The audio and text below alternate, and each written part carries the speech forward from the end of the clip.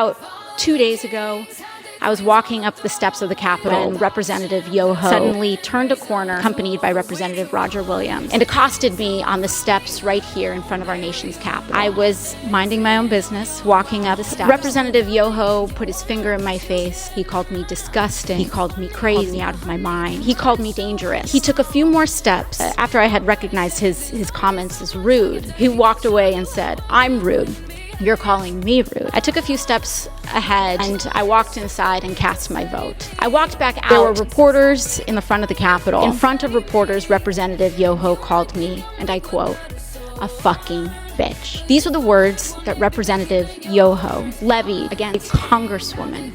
The Congresswoman that not only represents New York's 14th Congressional District, but every Congresswoman and every woman in this country. Because all of us have had to deal with this in some form, some way, some shape, at some point in our lives. And I want to be clear that Representative YoHo's comments were not deeply hurtful or piercing, because I have worked a working class job. I have waited tables. I have ridden the subway. I have walked the street in New York City. And this kind of language is not new. I have encountered words uttered by Mr. YoHo and men uttering the same words as Mr. YoHo while I was being harassed in restaurants. I have tossed men out of bars that have used language like Mr. YoHo's. And I have encountered this type of harassment riding the subway in New York City. This is not new.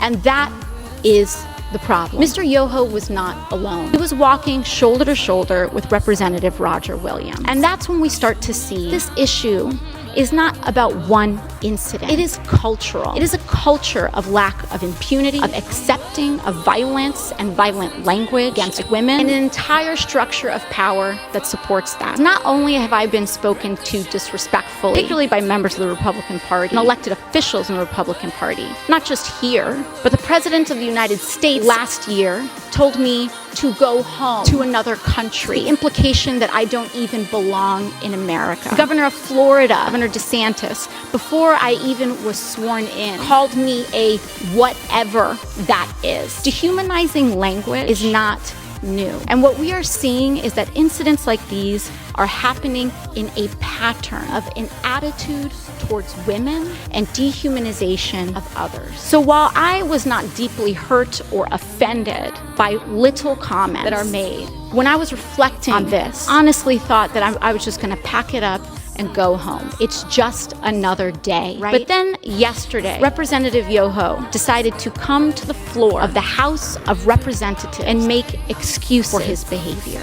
And that I could not let go. I could not allow my nieces, the little girls that I go home to, I could not allow victims of verbal abuse and worse to see that excuse and to see our Congress accept it as legitimate, as an apology, and to accept silence as a form of acceptance. I could not allow that to stand, which is why I am rising today to raise this point of personal privilege. I do not need Representative YoHo to apologize. Clearly, he does not want to. Clearly, when given the opportunity, he will not. And I will not stay up late at night waiting for an apology from a man who has no remorse using abusive language towards women. But what I do have issue with is using women, our wives and daughters, as shields and excuses for poor behavior. Mr. YoHo mentioned that he has a wife and 2 daughters. I am 2 years younger than Mr. YoHo's youngest daughter. I am someone's daughter too. My father is not alive to see how Mr. YoHo treated his daughter. My mother got to see Mr. YoHo's disrespect on the floor of this house towards me on television. And I am here because I have to show my parents that I am their daughter and that they did not raise me accept abuse from men. Now, what I am here to say is that this harm that Mr. YoHo tried to levy against me was not just an incident directed at me. But when you do that to any woman, what Mr. YoHo did was give permission to other men to do that to his daughters. Using that language in front of the press, permission to use that language against his wife, his daughters, women in his community. And I am here to stand up to say that is not acceptable. I do not care what your views are. It does not matter how much I disagree or how much it incenses me, or how much I feel that people are dehumanizing others. I will not do that myself. I will not allow people to change, create hatred in our hearts. And so what I believe, that having a daughter does not make a man decent. Having a wife does not make a decent man. Treating people with dignity and respect makes a decent man. And a decent man messes up, as we all are bound to do. He tries his best and does apologize. Not to save face, not to win a vote. He apologizes genuinely to repair and acknowledge the harm done, so that we can all move on. Lastly, what I want to express to Mr. YoHo is gratitude. I want to thank him for showing the world that you can be a powerful man and accost women. You can have daughters accost women without remorse. You can be married and accost women. You can take photos and project an image to the world of being a family man, accost women without remorse and with a sense of impunity. It happens every day in this country. It happened here on the steps of our nation's capital. It happened when individuals who hold the highest office in this land admit to hurting women and using this language against all of us. Speaker, that was brilliant, great, intelligent, and complete dedication to what justice, equality, and dignity in the United States looks like. That is our colleague, Alexandria Ocasio-Cortez. We are so grateful to her for her voice. What my colleague from Florida did was unacceptable. It was violent. It was sexist. And I do believe he needs to apologize. Not because it's going to make our colleague, Ms. Ocasio-Cortez, feel any better, but because he too needs to learn what unacceptable behavior looks like and rise to the level of the office that he has been elected to. It does not dignify just him, but the 750,000 people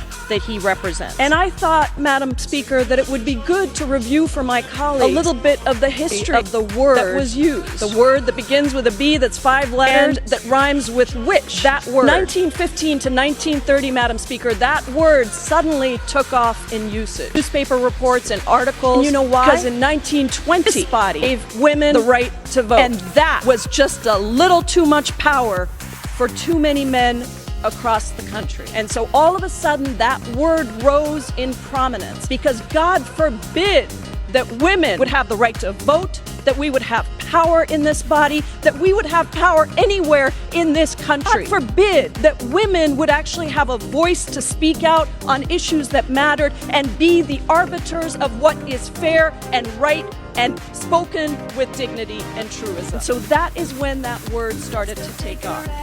I want to be clear that this violent language is about power. It is about power. It's about exerting power. It's about wielding power over people. It is about fear of people who may well be smarter than you, harder working than you, and more dedicated to achieving justice than you. It just may be that fear. It is about diminishing and disrespecting when you have no other tools to do so. And it's not new. Madam Speaker, you were right here managing time on this floor when I, as a new member of Congress, was told by one of my Republican colleagues that I was a young lady and I didn't know a damn thing about what I was talking about. You were right here managing the time for our side and you helped me through that moment. Thank you. I did get an apology on this floor from my colleague across the aisle. I was also told in Judiciary Committee to learn how to read another one of my members across the aisle. These are the things that happen to us all the time.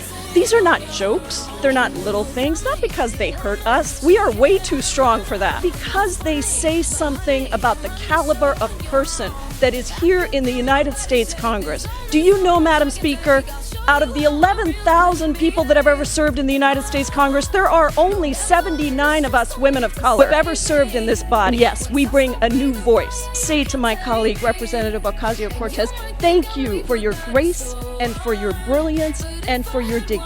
And to everybody that is out there watching us and to our colleagues across the aisle, let me say this.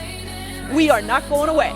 There are going to be more of us here. There is going to be more power in the hands of women across this country. And we are going to continue to speak up. We are going to continue to say, Madam Speaker, we are going to continue to have a voice for people so that everyday working people, our sons, our daughters, and our mothers, and our wives across the country understand that somebody is standing up for them. And so, Madam Speaker, I believe Mr. YoHo should apologize. I've been on a trip with him across the globe. I never thought I would hear this kind of language from him. I really didn't, and I'm stunned. Yet at the same time, it's a pattern, and it's an old pattern. Thank you, Madam Speaker, and I thank my colleagues.